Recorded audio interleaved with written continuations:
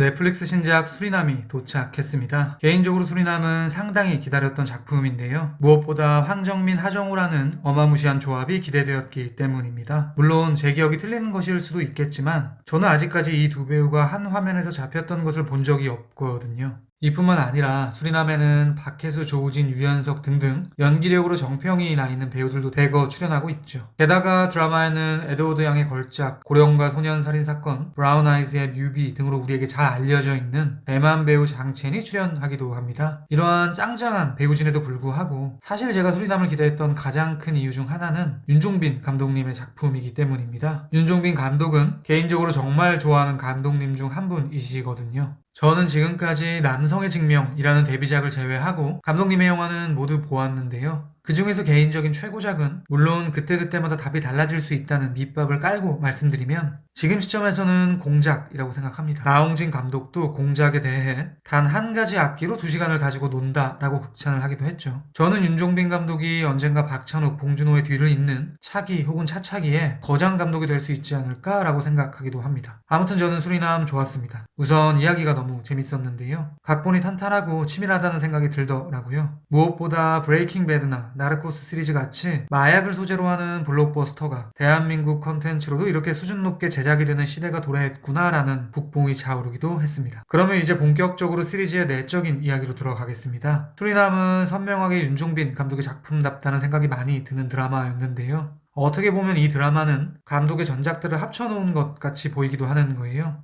우선 언더커버, 국가기관의 구태라는 지점은 범죄와의 전쟁, 군도, 그리고 조금 더 넓게 보면 용서받지 못한 자와 맞닿아 있을 것입니다. 또한 수리남에 녹아있는 첩보전이라는 색채는 공작을 떠올리게 했고요. 그게 초반 강인구가 운영하던 단란주점을 묘사하던 면면은 비스티보이즈의 장면들이 스쳐가기도 했습니다. 이런 외연의 측면뿐만이 아니라 영화 내적으로도 윤종빈의 인장은 명확히 박혀있어 보였는데요. 세상에 대한 날선 비판의식, 인간 혹은 인간사에 대한 창작자의 깊은 고찰 같은 것이 작품에 많이 배어있기 때문입니다. 그러한 관점에서 결론부터 말씀드리면 저에게는 사실상 강인구와 전요하는 동일한 결을 가진 인물로 보였는데요. 그에 대한 보다 구체적인 이야기를 비롯하여 아버지라는 이름의 굴레, 홍어, 야구공, 유도의 상징, 수리남이라는 지역의 흥미로운 이유, 3가지 중독, 마지막으로 드라마에서 딱 한 가지 아쉬웠던 지점에 대한 이야기까지 수리남 끝장 리뷰 지금 시작합니다. 수리남엔 왜 돌아오셨습니까? 돈 벌러 왔다고. 저에게 수리남은 마약 범죄라는 장르적 외피를 잠시 제거하면 그 내면은 다각도로 접근해볼 수 있는 요소가 많은 작품처럼 보이기도 하는데요. 그중 하나로 영원히 반복 계승되는 삶의 굴레라는 관점으로 접근을 해보았습니다. 특히 그것은 아버지의 삶이라는 타이틀로 설명이 가능할 것 같습니다. 그의 초반은 강인구의 과거를 쫙 보여주는 플래시북으로 구성되어 있습니다. 인구는 평생을 일만 하다가 자식들과 외식 한번 제대로 하지 못하고 비명 행사하게 된 아버지를 목도한 뒤에 많은 것을 느끼게 됩니다. 후에 그 역시 아버지처럼 가족을 일구고 삶이 조금 괜찮아지는데요. 그럼에도 불구하고 그가 큰 돈을 벌기 위해 인생을 베팅하게 되는 이유는 어떻게 보면 아버지와는 다른 삶을 살아보기 위함이라고 말할 수도 있겠죠. 그러니까 수리남을 강인구 중심으로 놓고 보면요. 자신의 아버지가 겪었던 삶의 굴레를 반복하지 않고 그 굴레에서 이탈하기 위해 고군분투하는 다음 세대의 아버지에 대한 이야기라고 말할 수도 있을 것입니다. 그런데 6부에 걸친 대장정을 모두 보고 나니 저에게는 강인구 역시 결국 아버지의 삶을 반복하고 있는 것처럼 보이는 거예요. 그에 대한 영화 속 표현을 몇 가지 말씀드리겠습니다. 먼저 홍어. 인구가 수리남으로 향한 이유는 홍어를 유통하기 위함입니다. 그런데 홍어는 아버지가 가장 좋아하던 술안주였죠. 말하자면 아버지의 삶으로부터 가장 멀리 달아나려는 인물이 결국 아버지의 자장이 얼룩진 소재로 삶을 꾸리고 있는 것입니다. 저에게 이것은 도도리표 삶에 대한 비유로 보이더라고요. 또한 아버지는 베트남전에 참전하셨던 분이신데요. 강인구 역시 수리남에서 사실상 마약 전쟁에 참전하게 됩니다. 민간인이었던 인물이 총을 손에 쥐게 되고 심지어는 누군가를 향해 발포를 하게 되니까요. 이 역시 아버지와 다른 길을 가려던 아들이 결국 아버지와 같은 길을 가고 있는 묘사로 볼 수 있겠죠. 마지막으로 이러한 굴레 메커니즘은 교회라는 소재를 통해서도 나타나는데요. 드라마에서 다소 농담처럼 소개되고 있지만 인구가 결혼하게 될 수 있는 이유 중 하나는 교회를 함께 다녀야 한다는 아내의 조건을 그가 수락했기 때문입니다. 아내는 상당히 독실한 크리스천으로 표현되고 있죠. 집에 십자가를 걸어놓기도 하고요. 그의 끝자락, 그녀가 운영하는 분식집 이름이 에덴 분식이기도 했습니다.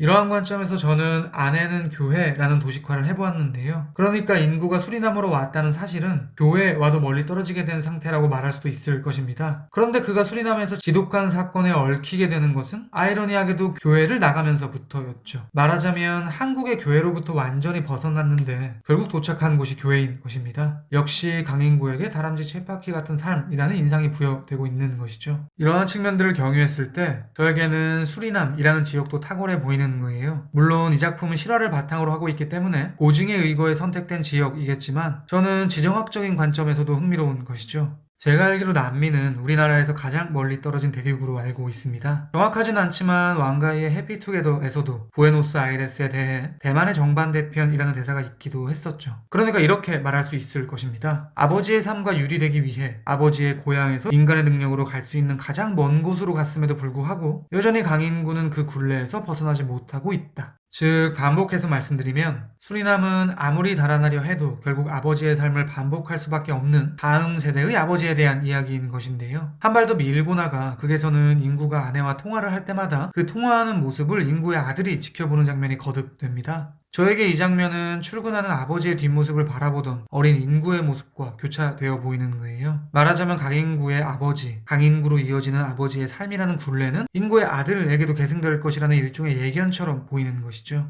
그러니까 저에게 수리남은 소위 금수저처럼 위에서부터 내려오는 되물림이 없는 이상 아버지의 삶은 사실상 세대를 거쳐 내려가도 똑같이 반복될 수밖에 없다는 현실에 대한 신랄함이 녹아있는 작품처럼 보였고요. 그런 우로보로스와 같은 삶에 대한 무력함이 진하게 배어있는 작품처럼 보이기도 했습니다.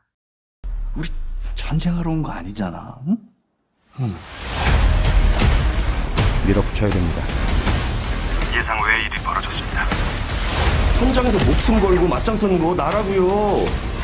제가 챕터 1에서는 강인구에게 가장이라는 이미지를 부여해서 어쩌면 그의 행동의 면면에 대해 마치 그럴 수밖에 없었다는 것처럼 포장하고 있다고 생각하실지도 모르겠는데요. 챕터 2에서는 창작자가 인구를 비판적 시각으로 그리고 있는 지점들에 대한 이야기를 드리도록 하겠습니다. 이렇게 말할 수 있을 것 같습니다. 수리남은 3가지 중독에 대한 이야기다. 가장 직접적으로 표현되고 있는 것은 종교와 마약 중독일 것입니다. 전 목사는 이 2가지를 가지고 사람들을 흔드는 인물로 묘사되고 있죠. 제가 흥미로웠던 것은 마지막 하나 남은 중독인데요. 바로 돈의 중독. 딱 2명이 두드러집니다. 강인구와 전요한. 강인구는 처음 창으로부터 언더커버를 의뢰받았을 때 사례비에 대한 내고부터 시작합니다. 일반적인 사람들이라면 내가 할 일이 얼마나 위험한 것인가 라는 질문부터 하겠죠. 그런데 그는 자신의 수당을 어떤 식으로 받을지까지도 디테일하게 논합니다. 또한 인구는 전 목사에게 이런 대사를 반복하기도 하죠. 돈이 뿌리 깊은 나무다. 돈을 만져야 혈액순환이 잘 된다. 등등 말이죠. 사실 이 2 인물은 수리남으로 오게 된 상황도 유사합니다. 강인구가 자신의 단란주점에 온 비리경찰을 업어치기 한 뒤에 수리남으로 건너오게 되었다면 전요한 역시 국정원 고위관료로 보이는 비리공무원을 교살한 뒤에 이곳으로 오게 되었으니까요. 게다가 강인구는 사건의 깊숙이 연루되면 연루될수록 점점 대범해지고 입을 잘 터는 사기꾼적인 면모가 진해지는데요. 저에게는 그가 전요한처럼 되어가는 것처럼 보이더라고요. 이에 대한 설명은 야구공이라는 소재를 경유해서도 가능할 것 같습니다. 전 목사는 강인구에게 박찬호 사인이 되어있는 야구공을 선물하죠. 드라마는 그것이 진품인지 가품인지 답을 주지 않고 오리무중하게 하는 방식으로 종료되는데요. 저는 그것이 진짜인 것 같습니다. 우선 드라마에서 전요한은 야구에 광적으로 열광하는 사람으로 묘사되죠. 그러니까 그는 다른 것은 모르겠지만 야구와 관련된 것만큼은 진심일 것입니다. 그렇다면 그 공도 당연히 진품이겠죠.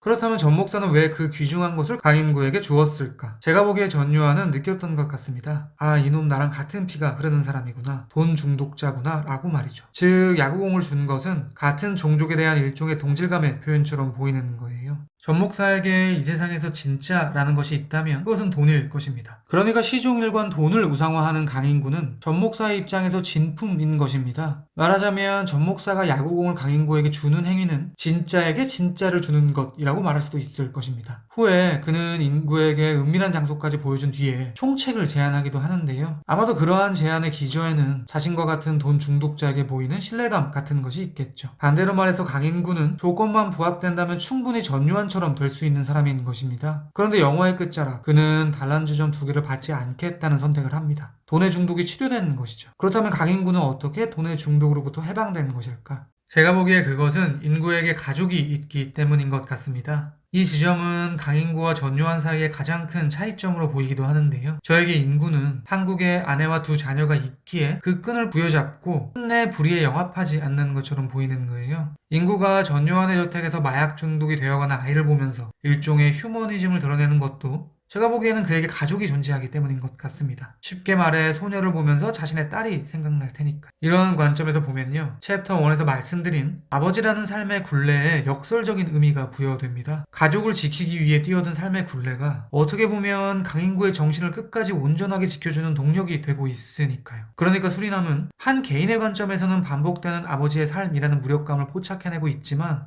또 다른 한편으로는 인류 전체의 관점에서 본다면 그것 때문에 인간이 악으로 빠지지 않고 있는 아이러니를 통찰하고 있는 작품처럼 보이기도 하는 것이죠. 아무튼 이렇게 전요한과 결국 다른 길을 선택하는 강인구의 행보는 유도라는 소재를 경유해서도 은유되고 있는데요. 드라마에는 인구가 전 목사가 건네준 야구공을 꽤나 잘 던지는 장면이 있습니다. 어렸을 때 배웠던 유도 덕분에 어깨가 강하기 때문이겠죠.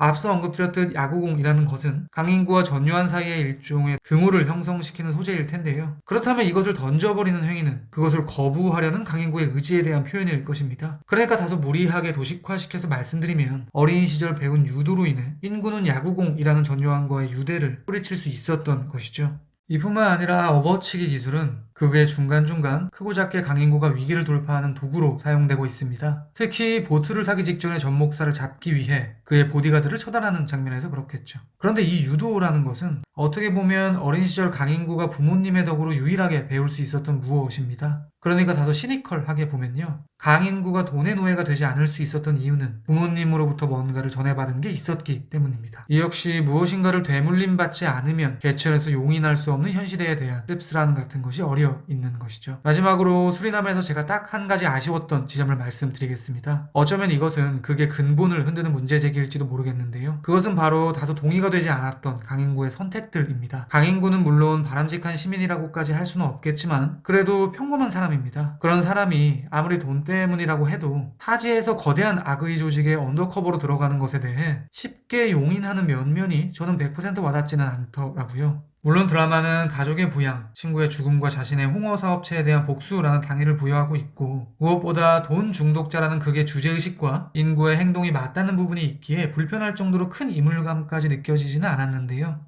그럼에도 불구하고 저에게 수리남은 우리는 누구나 강인구처럼 될 수 있다. 왜냐하면 우리 모두는 돈을 정말 사랑하니까 라는 이야기를 하는 작품으로 보이는데 강인구 행동의 면면을 보면 정말 누구나 저렇게까지 할 수 있을까? 그냥 이 모든 것은 강인구라는 특수한 한 명의 개인에 대한 이야기는 아닐까? 일반화시킬 수 있을까? 라는 반문이 들기도 하는 것이죠. 물론 이것은 지엽적인 수준의 문제 제기였고요. 개인적으로 작품을 즐기는 데 지대한 영향을 주는 이슈는 아니었습니다. 수리남에 대한 제 별점은 별 4개고요. 한 줄 평은 다음과 같습니다. 지구 반대편으로 달아나도 벗어날 수 없는 아버지라는 삶의 굴레. 그러니까 마약, 종교, 돈에 중독된 우리들의 블루스. 지금까지 수리남에 대한 헐거운 리뷰였습니다. 제가 100% 확답을 드리지는 못하겠지만 아마도 다음 리뷰는 지금 보여드릴 이 영화가 되지 않을까 싶습니다. 그리고 당연한 이야기지만 그 어떤 영화라 해도 언제나 영화는 제 리뷰보다 무조건 위대합니다. 들어주셔서 감사합니다. Dans un instant, nous serons fixés.